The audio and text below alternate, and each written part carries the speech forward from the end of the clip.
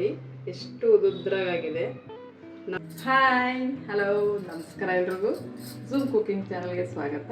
ಬೆಳಗಿನ ಟಿಫನ್ನು ಶಾವಿಗೆ ಉಪ್ಪಿಟ್ಟು ಮಾಡೋದು ಹೇಗೆ ಅಂತ ತೋರಿಸ್ತಾ ಇದ್ದೀನಿ. ತುಂಬ ಬೇಗ ಮಾಡ್ಕೋಬೋದು. ಬನ್ನಿ ಹೇಗೆ ಮಾಡೋದು ನೋಡೋಣ. ಏನೇನು ಸಾಮಗ್ರಿಗಳು ಬೇಕು ಅಂತ ನೋಡ್ಕೊಳ್ಳೋಣ. ಇದು ಬಂದು ಅಕ್ಕಿ ಶಾವಿಗೆ, ರೋಸ್ಟೆಡ್ ಶಾವಿಗೆ ಅಲ್ಲ. ಇದನ್ನೀಗ ಕುದಿಯೋ ನೀರಿಗೆ ಹಾಕ್ಕೋಬೇಕು. ನೆಕ್ಸ್ಟು ಸ್ವಲ್ಪ ಕಡಲೆಕಾಯಿ ಬೀಜ ತಗೊಂಡಿದ್ದೀನಿ, ಒಂದು 4 ಸ್ಪೂನಷ್ಟು. ಒಂದು 3-4 ಹಸಿಮೆಣ್ಸಿನ್ಕಾಯಿ, ಒಂದು ಕಡ್ಡಿ ಕರಿಬೇವು, 1 ಟೀ ಸ್ಪೂನ್ ಕಡಲೆಬೇಳೆ ಉದ್ದಿನಬೇಳೆ, ಅರ್ಧ ಟೀ ಸ್ಪೂನ್ ಸಾಸಿವೆ ಜೀರಿಗೆ, ಈರುಳ್ಳಿ ಒಂದು ದೊಡ್ಡ ಸೈಜ್ ತಗೊಂಡಿದ್ದೀನಿ, 1 ಟೊಮೆಟೊ, ಸ್ವಲ್ಪ ಬಟಾಣಿ, ಸ್ವಲ್ಪ ಕ್ಯಾರೆಟು, ಕೊತ್ತಂಬರಿ ಸೊಪ್ಪು ಸ್ವಲ್ಪ ಹಚ್ಚಿಟ್ಕೊಂಡಿದ್ದೀನಿ. ಟೊಮೆಟೊ ಬಂದು ಹಾಕಿದ್ರೆ ಹಾಕ್ಬೋದು, ಇಲ್ಲಾಂದರೆ ಬೇಡ ಅಂದರೂ ಓಕೆನೆ. ನೋಡಿ ಆಲ್ರೆಡಿ ನೀರು ಕುದಿಸ್ಕೊಂಡಿದ್ದೀನಿ ನಾನು. ಸ್ವಲ್ಪ ಸಾಲ್ಟ್ ಹಾಕ್ಕೋಬೇಕು. ಉಪ್ಪು ನೋಡ್ಕೊಂಡು ಹಾಕ್ಕೊಳ್ಳಿ. ನೀರಿಗೂ ಹಾಕಿರ್ತೀವಿ, ಆಮೇಲೆ ಒಗ್ಗರಣೆಗೂ ಹಾಕಿ ಜಾಸ್ತಿ ಮಾಡ್ಕೊಳ್ಳೋದು ಬೇಡ. 1 ಸ್ಪೂನಷ್ಟು ಎಣ್ಣೆ ಹಾಕ್ತಾಯಿದ್ದೀನಿ. ಶಾವಿಗೆ ಹಾಕ್ಕೊಳ್ಳೋಣ. ಸ್ವಲ್ಪ ಎಣ್ಣೆ ಜಾಸ್ತಿನೇ ಬಿತ್ತು. ಇದು ಶಾವಿಗೆ ನೀರಲ್ಲಿ ಹಾಕಿದಾಗ ನೋಡ್ಕೊತಾ ಇರಿ, ತುಂಬ ಬೆಂದೋಗ್ಬಿಟ್ರೆ ಮುದ್ದೆ ಆಗಿಬಿಡುತ್ತೆ. ಇದು ಇನ್ನೊಂದು ಸ್ವಲ್ಪ ಬೇಯಬೇಕು. ಅದಕ್ಕೆ ಹಿಂಗೆ ಅವಾಗವಾಗ ಚೆಕ್ ಮಾಡ್ಕೊತಾನೆ ಇರಬೇಕು. ಮರೆತರೆ ಹೋಯ್ತು, ನಾವು ಆ ಕಡೆ ಈ ಕಡೆ ಹೋದರೆ ಬೆಂದೋಗ್ಬಿಡುತ್ತೆ. ಆದಷ್ಟು ನೀರು ಕುದೀತಾ ಇರೋವಾಗ ಶಾವಿಗೆ ಹಾಕ್ಕೋಬೇಕು, ತಣ್ಣೀರಿಗೆ ಹಾಕ್ಕೋಬಾರ್ದು. ತಣ್ಣೀರಿಗೆ ಹಾಕ್ಬಿಟ್ರೆ ಇನ್ನೂ ಕಡ್ಡಿ ಕಡ್ಡಿ ಥರ ಆಗ್ಬಿಡುತ್ತೆ. ನೋಡಿ ಈಗ ಗೊತ್ತಾಗುತ್ತೆ ನೋಡಿದ್ರೇ ಬೆಂದಿರೋದಿದು. ಸಾಕು, ಇವಾಗ ಎತ್ಕೊತಾ ಇದ್ದೀನಿ. ಈ ಥರ ಒಂದು ಸೊಪ್ಪು ಜಾಲರಿ ಇದ್ದರೆ ಅದಕ್ಕೆ ಹಾಕ್ಕೊಬಿಡಿ. ಇದ್ರ ಮೇಲೆ ತಣ್ಣೀರು ಹಾಕ್ಕೊಬಿಟ್ರೆ ನಮ್ಗೆ ಕರೆಕ್ಟಾಗಿ ಸಿಗುತ್ತೆ ಬೆಂದಿರೋದು. ನೋಡಿ ಇದರಲ್ಲಿ ಬಿಸಿ ಹೋಗೋವರೆಗೂ ತಣ್ಣೀರು ಹಾಕಿ ನೀಟಾಗಿ ತೊಳ್ಕೊಬೇಕು. ತೊಳ್ಕೊಳ್ಳೋದು ಅಂದರೆ ಆ ಥರ ಅಲ್ಲ, ಇದರಲ್ಲಿರೋ ಗಂಜಿ ಎಲ್ಲ ಹೋಗ್ಬಿಟ್ರೆ ನೋಡಿ ಈ ಥರ ಉದುದ್ರಾಗಿರುತ್ತೆ. ಆವಾಗ ಮುದ್ದೆ ಆಗೋದಿಲ್ಲ. ಇದನ್ನ ಇವಾಗ ಒಂದು ಸೈಡ್ ಇಟ್ಕೊಳ್ಳೋಣ. ರೆಡಿಯಾಗಿದೆ. ಈಗ ಒಗ್ಗರಣೆ ಮಾಡ್ಕೋಬೇಕು. ಈಗ ಸಾಸಿವೆ ಜೀರಿಗೆ ಹಾಕ್ಕೊತಾ ಇದ್ದೀನಿ. ಇವಾಗ ಎಣ್ಣೆ ಹಾಕ್ಕೊತಾ ಇದ್ದೀನಿ. ಕಡಲೆಬೇಳೆ ಉದ್ದಿನಬೇಳೆ ಹಾಕ್ತಾಯಿದ್ದೀನಿ. ಹಸಿಮೆಣ್ಸಿನ್ಕಾಯಿ ಹಾಕ್ತಾಯಿದ್ದೀನಿ.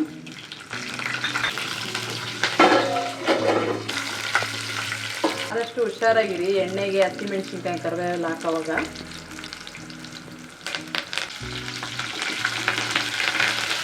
ಇವಾಗ ಈರುಳ್ಳಿ ಹಾಕ್ತಾಯಿದ್ದೀನಿ.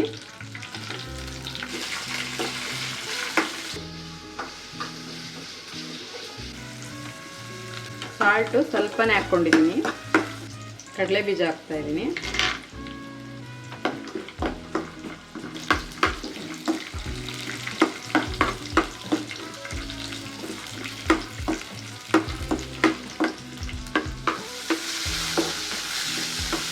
ಟೊಮೊಟೊ ಹಾಕ್ತಾಯಿದ್ದೀನಿ. ಬಟಾಣಿನೂ ಕ್ಯಾರೆಟ್ ಹಾಕ್ತಾಯಿದ್ದೀನಿ.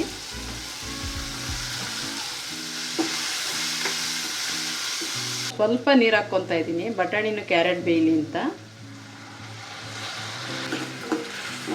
ಇಲ್ಲಿ ನಾನು ಅರಿಶಿನ ಹಾಕ್ಕೊಂಡಿಲ್ಲ, ಬೇಕು ಅಂದರೆ ಹಾಕ್ಕೋಬೋದು. ಯಾಕಂದರೆ ಅದು ವೈಟಾಗಿ ಕಾಣಲಿ ಅಂತ ಹಾಕಿಲ್ಲ ಅಷ್ಟೇ, ಇನ್ನೇನಿಲ್ಲ. ಈಗ ಸ್ವಲ್ಪ ಮುಚ್ಚಿರೋಣ ಬೇಯಲಿ. ಬಟಾಣಿನೂ ಕ್ಯಾರೆಟ್ ಬೆಂದಿದೆ. ಇವಾಗ ಶಾವಿಗೆ ಹಾಕ್ಕೊತಾ ಇದ್ದೀನಿ. ನೀರೆಲ್ಲ ಹಿಂಗಿ ಎಣ್ಣೆ ಬಿಟ್ಕೊಂಡಿತ್ತು, ಅದೆಲ್ಲ ಐತೆ.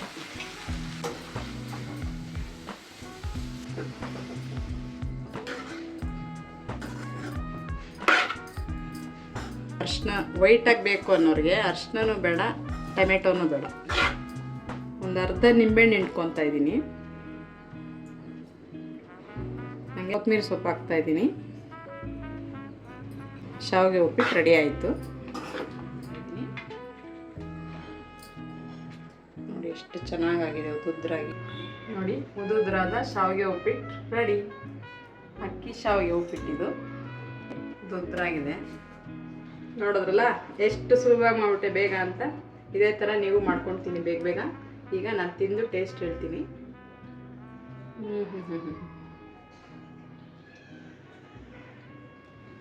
ವಾವ್, ತುಂಬ ಚೆನ್ನಾಗಿದೆ.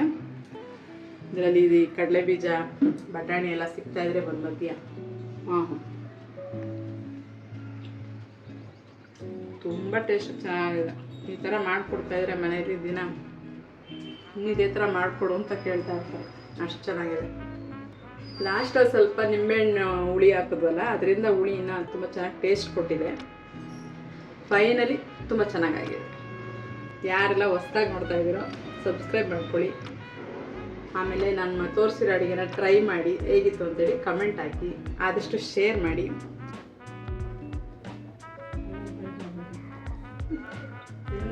ತಿಂತಾನೆ ಇರಬೇಕು ಅನಿಸ್ತಾರೆ.